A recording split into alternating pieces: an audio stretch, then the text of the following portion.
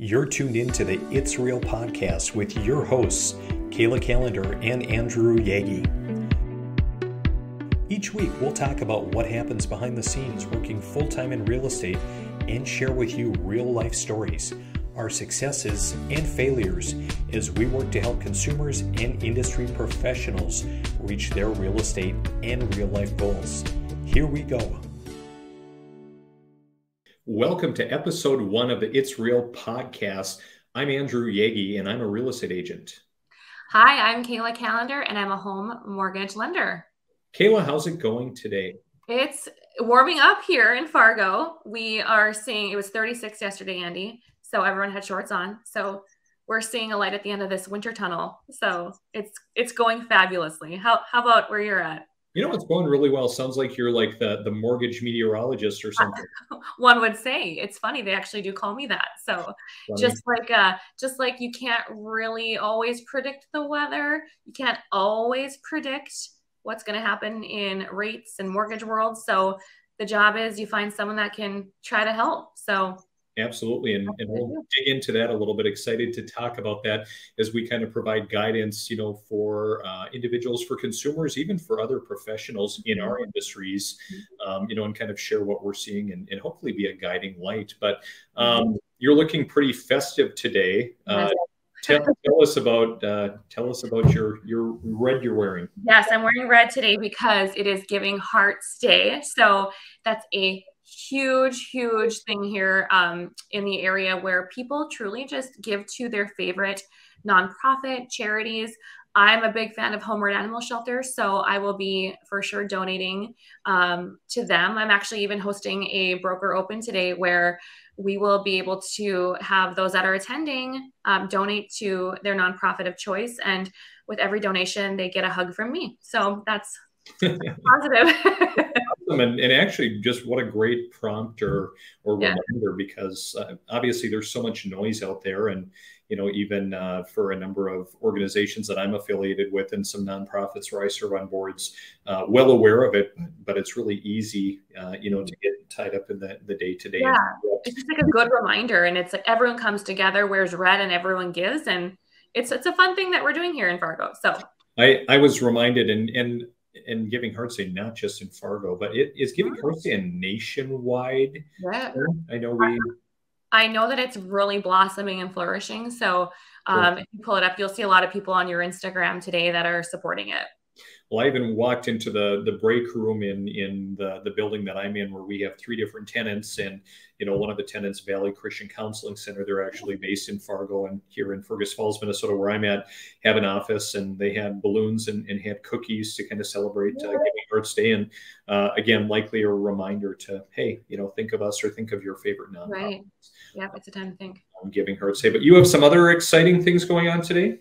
Yeah, it's really picked up, Andy. I don't know what you're seeing, but I have a lot of exciting things going on, whether it's connecting with people in the community, or truly we're seeing this market pick up. Are you seeing the same, Andy, on your end? Yeah, we're really seeing a lot of buyers come out of the woodwork. And, last fall, I think we got, especially into the later fall, when rates really started rising, a lot of buyers, really pulled back. It's like someone, hit the e-brake, so to speak. And, demand almost dried up overnight. And thus there were a lot of homes that didn't sell. They went expired, or maybe the seller canceled their listing agreement, just took their homes off the market because there just wasn't any activity, or perhaps the homes weren't priced for the market. But yeah, we're really seeing a lot of buyers. In fact, I was talking in passing with another individual who works in banking, and said they've really seen an influx, especially of millennials and younger, coming in and saying, hey, we're maybe not quite ready to get pre-approved, but we are really, really curious about what's involved, because, hey, we really we're ready to buy a house. So there are a lot of buyers out there. There just is not a lot of inventory in our region. And even talking to agents across the country that I connect with, I was talking to a friend of mine who is in Texas, another one yesterday who's in Philadelphia, and kind of the same story, just not enough inventory for, the number of buyers out there. But, you said something that really struck a chord with me, is people, they don't do this every day. You don't go through a mortgage application or start looking for, I mean, you might look at homes every day online, but a lot of people don't know what to expect. And they ask, well, what should I do? When do I get approved? How soon should I get approved? And I love that you said that your clients ask that, or potential clients ask that, because I always say there is never a time besides today that you could get approved that could be sooner. Like, do it now. Yeah. If you prepare, you at least know, yes, your mortgage approval will need to get refreshed if it is, after 4 months. But what I'm afraid that we'll see is people won't get approved, and then rates hopefully will come down and inventory may come up, and then there might be a frenzy. And that's the last thing that I've ever wanted for my clients, is that they find their home and they haven't even gone through the approval process. Mm-hmm. And that's why when people are asking, when should I get approved? Now. Even if you're not looking for a year, go now, because you never know what might show up on your credit. You never know. What if you have a job change? What if you have a divorce? What if you're looking to upgrade sooner because you're expecting a baby? Like, life happens. So that's one tidbit that if I could leave with our audience is, if you're even thinking about getting approved, start today. You probably agree with that. I would agree. And, I think you see things, maybe slightly different, because usually when people are coming to you, they're pretty motivated. Yeah. They're like, hey, I need it. And oftentimes, as you told me before, it's at the 11th hour. Hey, I need this pre-approval right now to put this offer in. And as I always tell buyers, if you're waiting to get pre-approved till you're ready to put an offer in, you're probably too late. You're probably going to miss out on the house.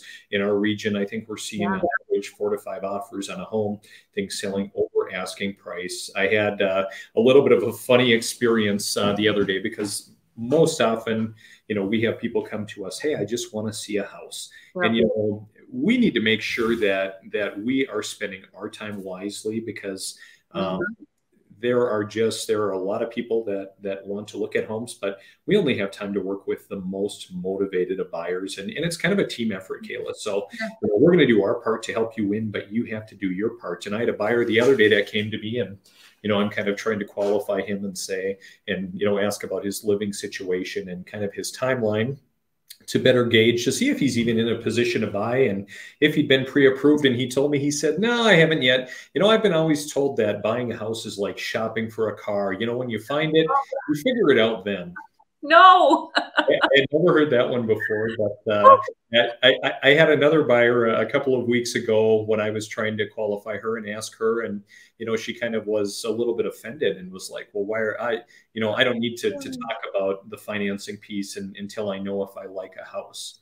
And are you worried about wasting your time? I said, yeah, I am worried about wasting my time. And I'm also worried about wasting your time, because part of my job as a professional, if you work with me and we have a buyer's representation agreement in place, I have a fiduciary duty to you.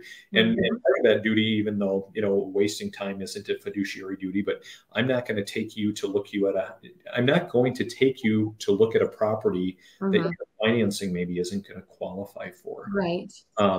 So it's just really interesting, all of the people and the individuals that we run into every day. Right. And you want to know what's really cool is when a client is approved, there are some really awesome success stories where, even last week I had a client make an offer. They were approved, Andy, like ready to go. They knew their budget. They sent me the property before they went to look at it.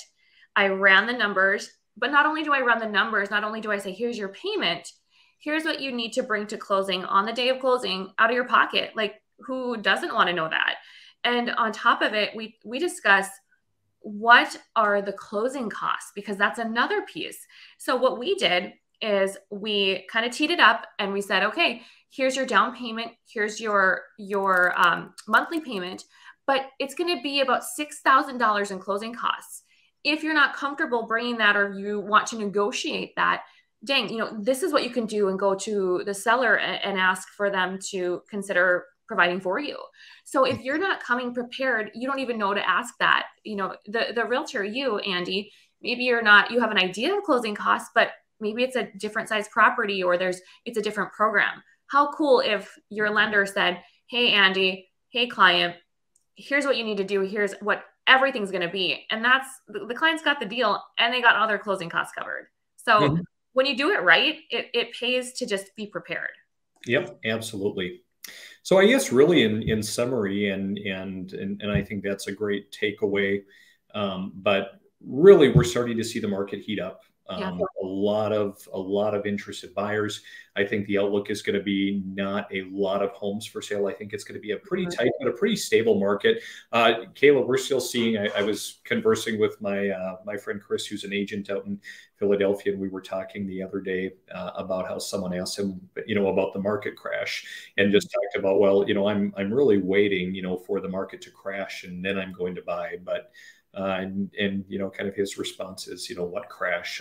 There really, there may be, some economic recession. We keep hearing about it. We're seeing indicators, some large corporations, laying people off. We're seeing, some of those signs, but I think the housing market's going to be pretty stable. And what about rates? I mean, you've been at some conferences lately, and you probably look at more information than I do.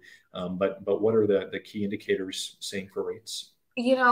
When we look at the trend, we follow, and when I say we, I mean us mortgage lenders, people that are in finance. You follow that thing called the CPI report, right? That is your indicator of inflation. So, and what's CPI, Kayla? Consumer Pricing Index. So, and if you Google CPI, you can find it. Also, I tell people follow the MBA, the Mortgage Bankers Association. That is a really cool graph that shows what rates have done, what rates are doing, and what they're expected to do. Now, is it going to be 100% accurate? Of course not. But for me, it gives me hope to see, okay, I mean, I saw a 4 on there, and I saw a 4 on there within the next, 12 to 18 months. So for me, I'm seeing that as a positive in terms of people that are buying homes right now have the ability to buy a home at no competition right now. Yes, maybe a little, but not like it was, Andy. The competition was so thick before. They were offering way over asking, which that just was the market, but with low interest rates. So what I'm seeing is pretty hopeful right now is get into this house at, I'm just going to say a rate at 5.875. Get into that house. If rates go up, good thing you got 5.875. But if they go down, we have clients that are kind of in this perfect position to get the house without the competition. And hopefully, according to the MBA, according to the CPI, what we're seeing every month is that rates hopefully should trend down come Q3-ish. Now, again, I will disclose, we don't know for sure, but that's what the forecasts are saying. So I don't know about you, Andy, but that makes me pretty hopeful. Yeah, absolutely.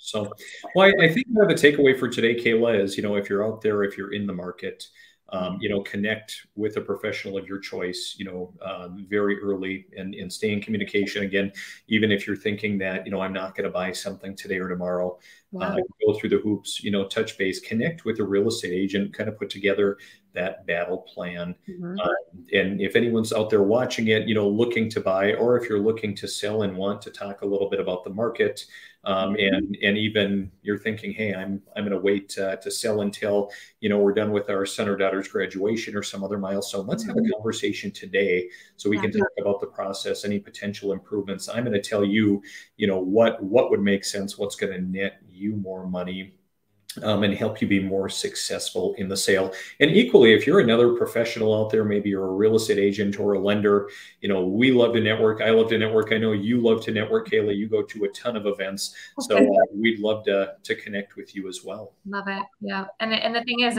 sometimes it might just be a conversation to start, but you never know where that conversation leads, whether you're an agent, a lender, a consumer. I mean, you just never know what a conversation can lead to. So we're here to help in any way.